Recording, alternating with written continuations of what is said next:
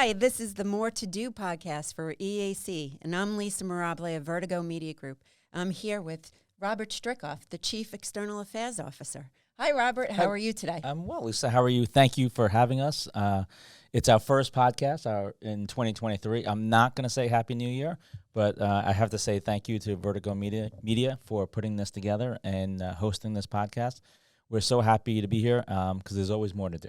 There is always more to do, and it's really our pleasure to be able to produce this podcast for you because there's such important messages that we need to put out for EAC, making sure that, we clear up some misconceptions while educating everyone on the wonderful 114 programs we have. But today, it's all about CRAN. Yep. Now, do you know what CRAN is? EAC lives in the world of acronyms, so I have to have it in front of me. Community Reentry Assistance Network. That's right, Community Reentry Assistance Network, and we have the expert with us today. His name is Thomas Sheehan. He is the Senior Director of CRAN in New York City, in the metro area, and he does so much more than just one program. I believe there are 3 that he manages. That's correct? Yeah, there are 3, and we're going to talk to Tom, and we appreciate the work that you do on a day-to-day basis. So welcome to the More to Do podcast. Hi, Tom. How are you today? Great. Thanks so much for having us. We appreciate it. Absolutely.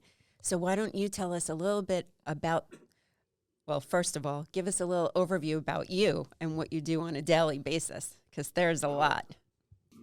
So I'm the Senior Director of Behavioral Health Services in New York. So it's I oversee 3 different programs that work with folks that either are working with alternatives to incarceration or reentry services for folks with severe mental illnesses coming out of any of the city jails.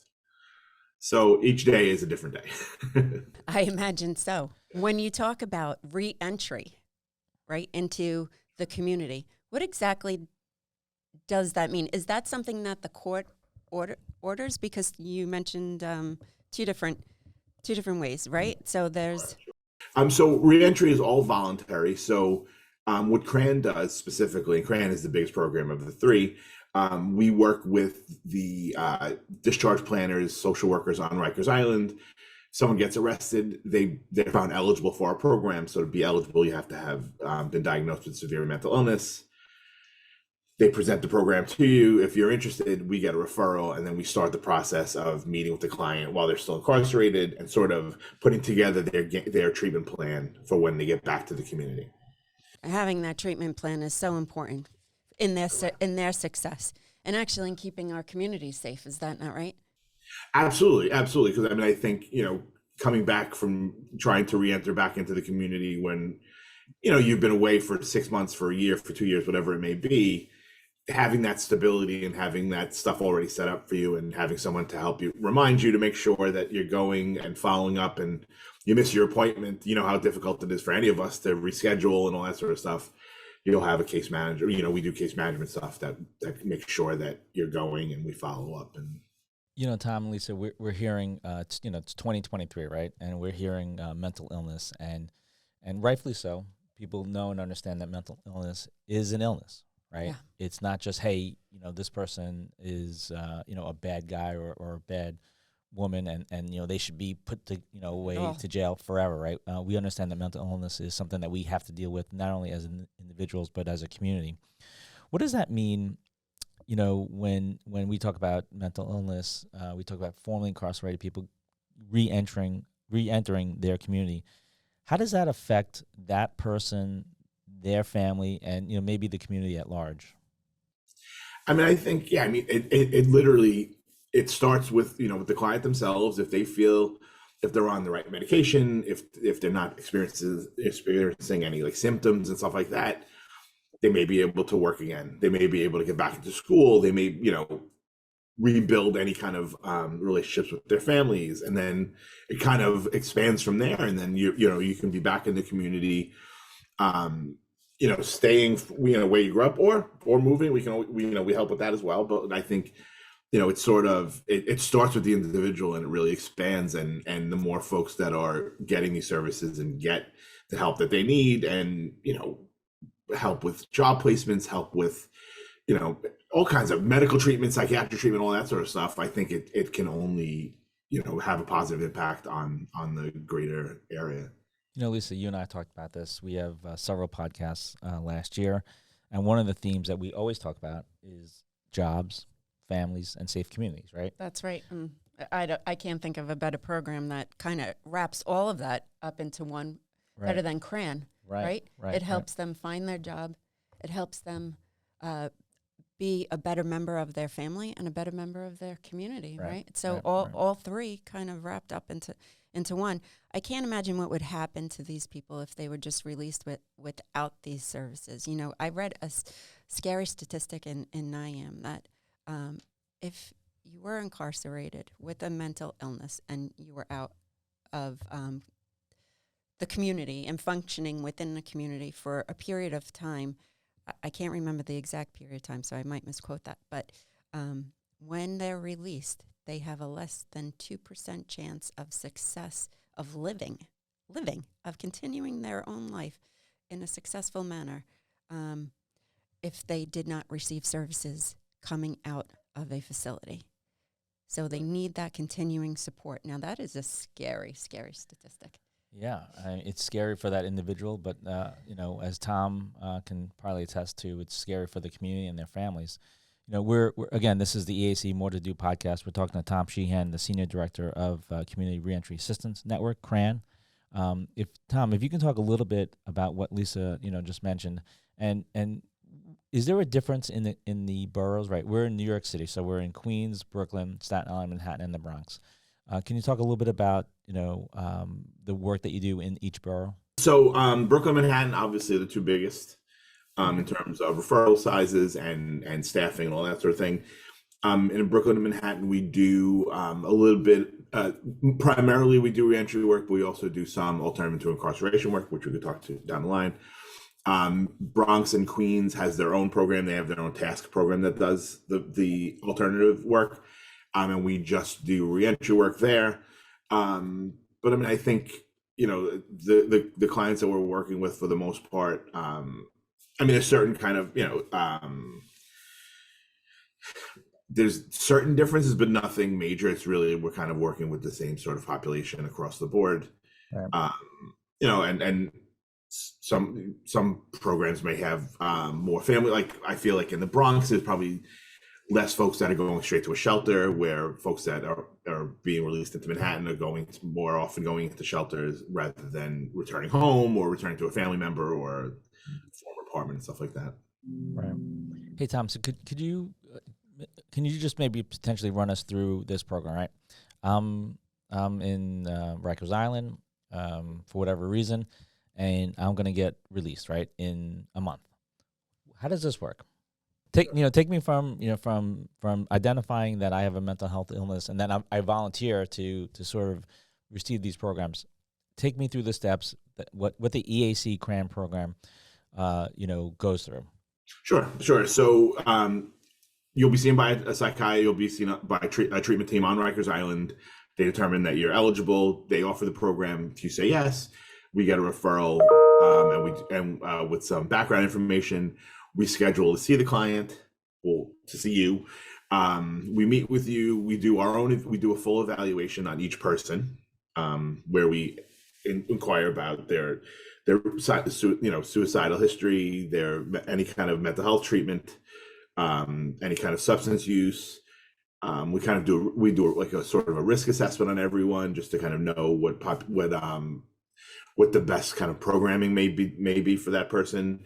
And then when we also talk about goals for each person, we meet with the person and kind of see what they would like to do once they get out. Because if they're not if they're not hearing what they want to hear, they're not going to be, they may say everything correct while they're still incarcerated, but once they get back to the community, they have their own things that they want to do. So we want to make sure that we prioritize the things that they're prioritizing and making sure that we help them. So, we visit them for as long as they're incarcerated. And then once we know that someone's getting out on, say, Friday, we'll make plans to say, don't forget when you get out on Friday, come to 175 Remsen, come meet with your case manager, and we'll start the process, which is usually getting your medications filled at the local pharmacy, getting your Medicaid, set back up, setting you up with, like, making sure that you know when your treatment appointments are. And then, we work with those folks for, over the course of the next 6 months usually.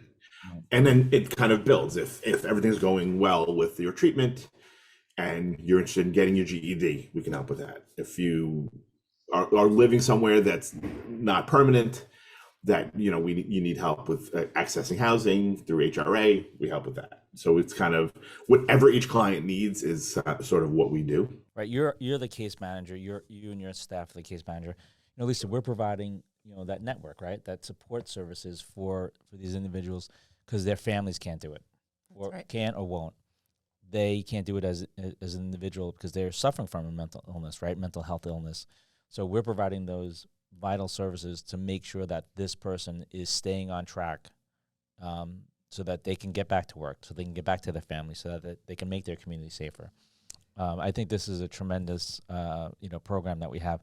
I'm sure a lot of these families don't know what's available to them, right? So the education of what programs and how to help, right? Because mental illness is something that wasn't talked about until recently. It's become, a more comfortable subject, but it is still very faux pas in most circles to talk or admit. So understanding what's available for a family or an individual and how to access that, I think is not common knowledge. So the fact that you're there to help and guide and to support the family, the community, and the individual is invaluable. It keeps them off the street. It keeps them hopefully safe. It keeps their families safe. It keeps everyone moving towards, a better life, a better way of life. And that's what, I think is the most important thing that you do. I don't know how else to put it. I don't think that, I think a lot of people talk about it in the media, and whether, the New York Times and maybe in law offices and medical offices and psychiatrists, they talk about that, hey, let's deal with mental illness, right? And let's understand it. Right. I think in the community, people still don't understand it. They don't understand it. And I think that the face of mental illness is, right, the picture that you have in your mind is someone that looks not like us. But the fact is, Anthony Bourdain, who is a well-known, I think, person who suffered and, God rest his soul, committed suicide. He was has become the face for me for mental illness, right? When I think about someone, it's the guy that's a professional that's sitting right next to me that is suffering, right? And you don't know. So that image that people have in their head, I think, is beginning to change, but it's still this preconceived notion of what crazy kind of looks like. Right. I mean, think of what he had access to. Sure. And he can make it through. That's right. Now imagine the kind of, the folks that are coming out that may not, have somewhere to live. And if you don't have a place to live, like, how do you even start everything else? That personal stigma and that stress, right? That stress coming out and not having that support. Right. That stress, that alone is a burden and a bear to get through. Right. That's the personal stigma of mental health, right? People don't want to admit that they have mental health. Well, they don't recognize it, right? And so that's something that we have to work on. We as an EAC network, and you and your staff. What's the numbers, Tom? What are we talking about in 2022? How many people, have you seen? How many people are you helping? I mean, sometimes that might be hard to quantify, but can you talk about the numbers, borough, citywide?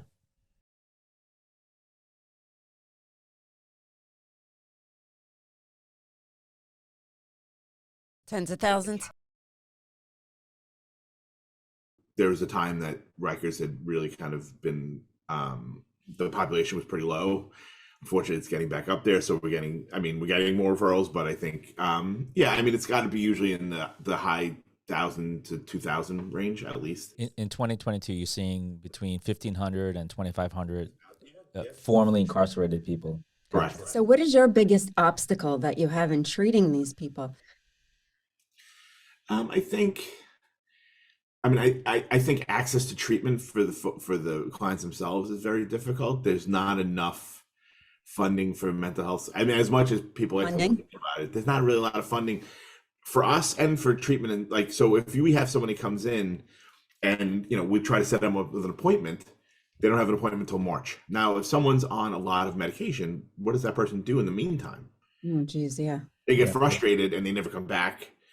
and then we find out about them when they get rearrested, and we get we get a new referral for that person.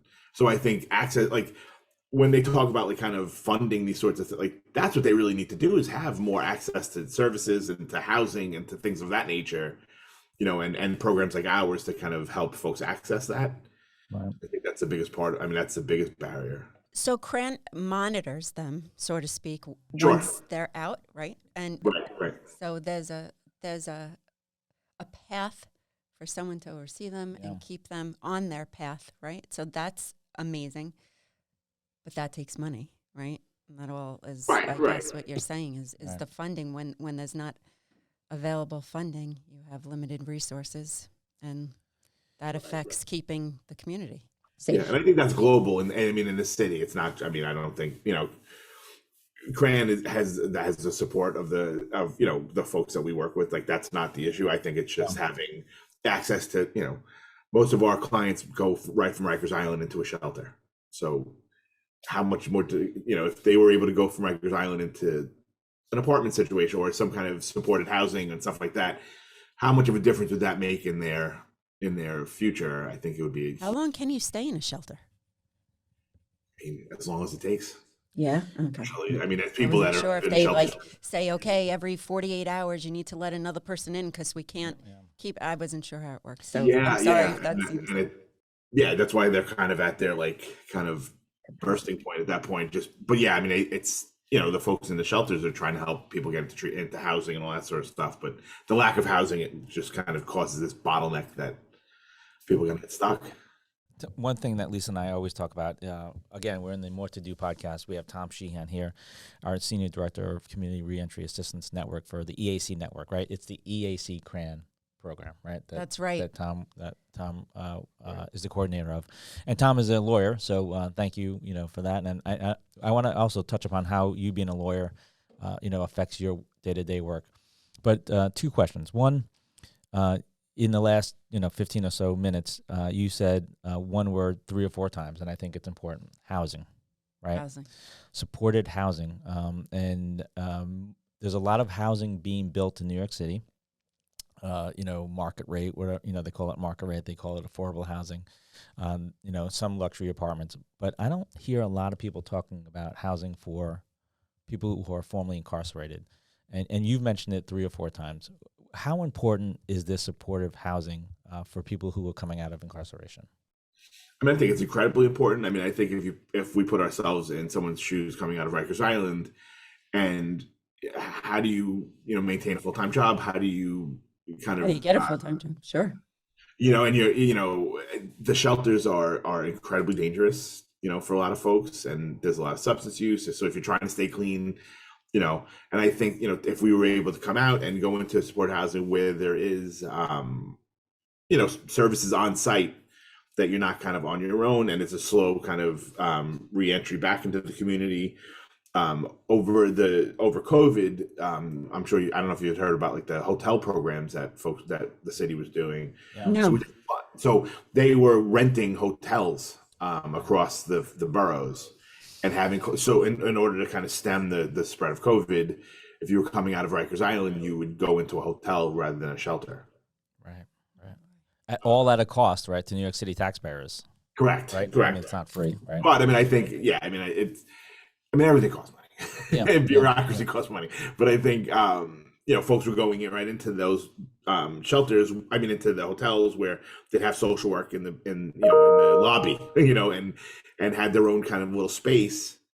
We were able to kind of maintain better contact with them. We had better outcomes just because, they were supported from the get-go, and not kind of sleeping in a dorm with 100 other people, who are doing and probably well in fear, right? A lot of people come out, they go in the shelter, they're probably fearful. Yeah.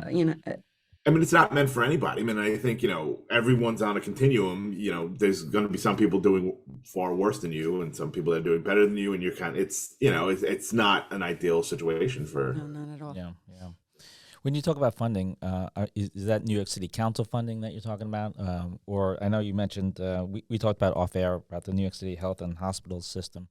Where is this funding coming from, and how can we help? Right, Lisa. I mean, that's the point of this. Is this private funding, or is this more government support funding? How do we help? I mean, I think the overall stuff is probably more city, state, and federal funding for these different types of programs. I mean, I'm sure it's federal with the different housing options and all that sort of stuff. I'm sure, like HUD gets involved in all that sort of stuff. But I think, everything moves at a glacial pace. So it's, we need this like yesterday, and it's going to, we'll get it in 2030 or something. You know what I mean? I think there's so much that could be done, and like the hotel programs are slowly but surely going away. And, I know they were looking to kind of transfer some of the empty office buildings in like Midtown into housing. Right. But I mean, I don't know if you've looked at affordable housing in the 5 boroughs. No. It's incredible. Like, you're saying it's not affordable housing? Oh, it's not affordable housing. No, I mean, there's programs through the city that, I mean, I'm a senior director at a nonprofit. I'm on the list of like these places, and a 1-bedroom for my salary range is $3,500. Not affordable.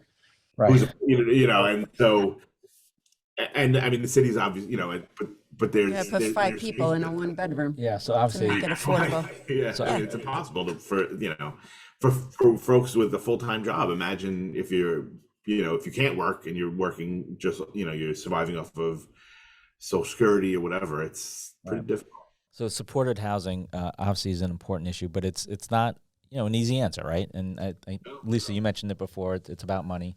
It's always about money. It's about money and priorities, right? So one of the things we talk about jobs, families, and communities. But in regards to the New York City budget, working on CRAN and helping formerly incarcerated people reassimilate back into their communities with the EAC, with the EAC Network CRAN program, it's good for the New York City budget, right? I mean, it's an investment in New York City that pays off, in the long run. Can you talk a little bit about that?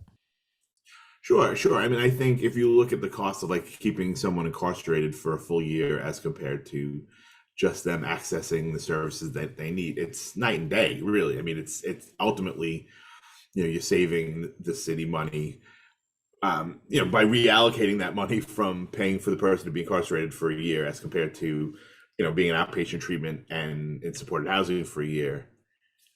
There's absolutely savings there. I couldn't tell you the exact numbers, but and I think, I think it sort of will kind of ease the strain on the hospitals for, that are working with folks that are, consistently not receiving services, that are using the emergency room as their kind of service.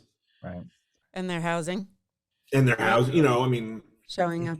You hear stories of folks that get arrested or, go to the hospital just because they need to get off the street for a little bit. It's sort of, there's so many kind of cracks in the system that like if the money was sort of accurately or adequately kind of dispersed, I think a lot of these things, it would kind of make a huge impact on the greater good for New York City, not just because I know people get very kind of up in arms about like, we're giving more money to this or giving more money to this and not to this and all this sort of stuff. And I think if everything was kind of reallocated a little bit differently, that you would see the difference in your day-to-day life, never mind the folks that it's actually, helping directly. Yeah. Can you, Tom, illustrate a success story for us? We want to see and feel the impact of your work. And I know you can't use names because of privacy laws, but can you talk about, a composite subject that you and your team have dealt with and from being at Rikers Island to getting out and having a successful, reentry? Sure. We actually had a younger person, so we work with anyone over 18. He was really not doing well at all. He was released. He was using. He was having issues with his mental health, not really taking his medications and going to treatment as he should. We continuously worked with him, followed up with him, and sort of gave him the support that he needed. He his attendance improved, his compliance with medication improved, and then we ended up having him come to one of our so we do like a case management, well, we were doing pre-COVID, we would do case management day where all the case management programs in the boroughs, CRAN, task, and everyone else would meet, and it's kind of like an in-reach, kind of like just some folks would come and do teach us about particular things, and we'd have clients come back, and this particular client came back. He had been clean for like 3 years. He started his own business. He was like doing computer repair stuff on his, and the case manager that was working with him became like a program director and like worked with him throughout the years. Was like overjoyed to see like how much of a difference those 3 years were made for him, and Right. he was doing incredibly well. And he did like a presentation for like 15 minutes to a crowd of probably 150 people. Wow. Yeah. Yeah, telling his story, and he's not the only one, but it's That's amazing. yeah, Right? but I mean, it So could be he was- incremental. He was very young, Yes, yeah. and then But he it could was be able incremental to. services. I mean, it could be, it doesn't have, not everyone's going to be, own their own business at the end of our program. That's great. Yeah. Lisa, if you caught what Tom said, he goes, he's not the only one, right? No, he's And- not. I'm sure. It's one of Yeah, we appreciate that, Tom, and One of many that's a stories. story that we need to keep telling to anyone that's willing to listen. Lisa, yeah, go ahead. I'm sorry. Neela often says, angels walking among us, right? Yeah. The people that work at EAC are the angels walking amongst us. And thank you, Tom, for Absolutely. Thank you. what you do. Yeah, Tom, I wonder, personally, is this work dangerous, for your staff? I mean, they're going into Rikers Island, which is obviously not a great place. They're dealing with people who have mental illness, who have, a history of whatever, right? I mean, I hope that this is not dangerous work, and I hope everyone that is, safe and sound on your staff. And that's just sort of personally. Is it, as safe as like sitting, like being a CPA? Probably not. But I think, we build such rapport with the clients that, they know we're there for their benefit. So Right. like we never, I mean, I've worked in this field for upwards of 20 years. I've never had an issue with a client threatening me or and I think what I always say, like, so we'll quite often we'll have clients show up at our offices that are, have been using or, are unwell and haven't been on medication, and, to a lay person, you're like, this person needs to be hospitalized immediately. The way we always look at it, it's like, no matter what, as unwell as that person was, they still were able to find their way here to us. So we did something right, that they were able to kind of get around New York City and get to Brooklyn, get to Queens, get to the Bronx, wherever it may be, to our office to seek help. We're not the only folks out there helping this particular person. They knew to come to us. That's great. Right. If they're seeking help, we're here to help. Right. And no matter what it is, but the fact that someone can find us amidst all that other stuff that's going on in their lives shows That us they all. want the help.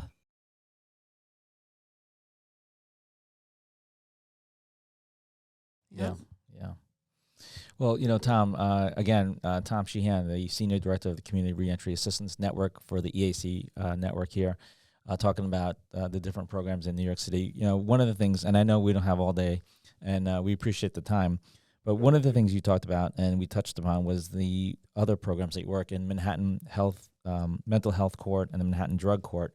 What does that work entail, and how's that going? And you just give us an update on those two programs. Sure. They're both going great. So those are alternative to incarceration programs. So these work with folks that have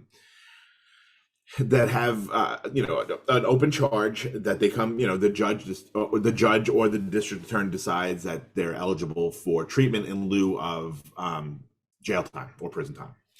So we do full assessments. We figure out what the most appropriate services are for the person. We present our treatment plan to the courts, and to the court parties.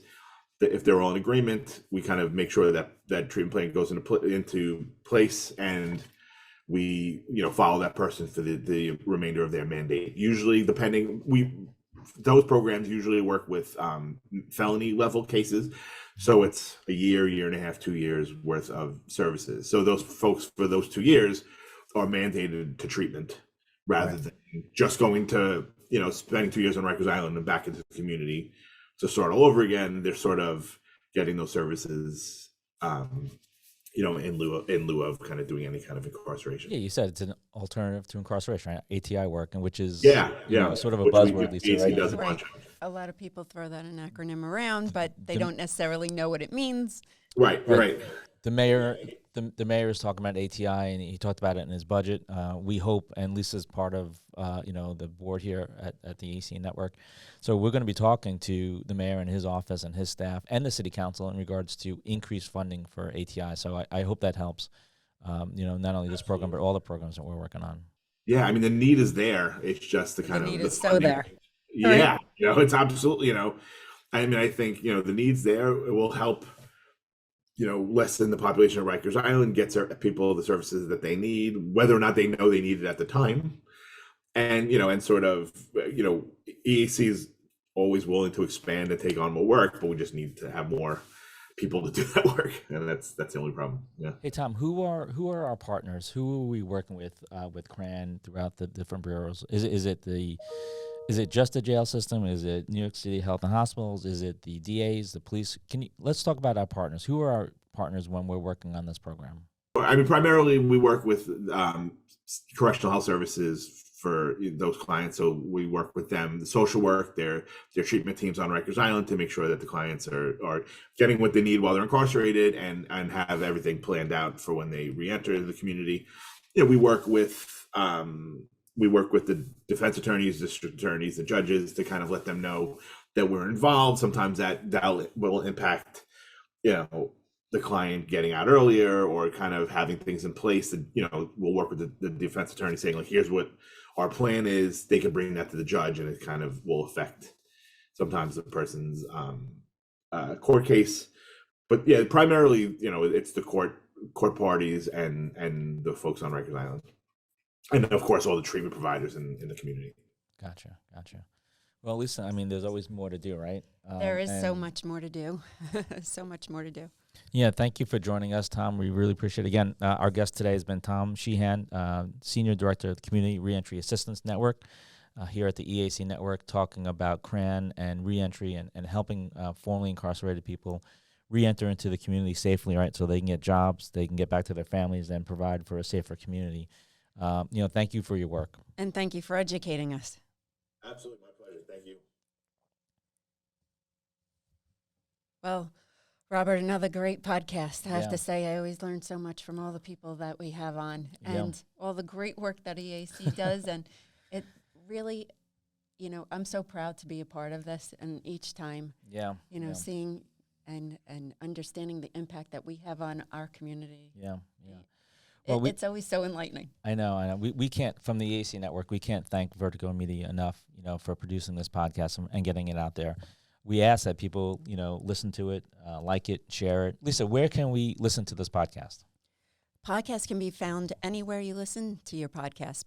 It's on Google Podcasts. It's on Apple Podcasts. It's on even Spotify. Yep. And we even started a channel on iHeartRadio. So our podcasts can really be found anywhere. And we ask that you listen, share. I mean, the work that EAC is doing is important work. It's work that we need to really share with so many more people so that we can get the funding that's needed to continue this great work and continue to make an impact in families, in our community, and for the individual.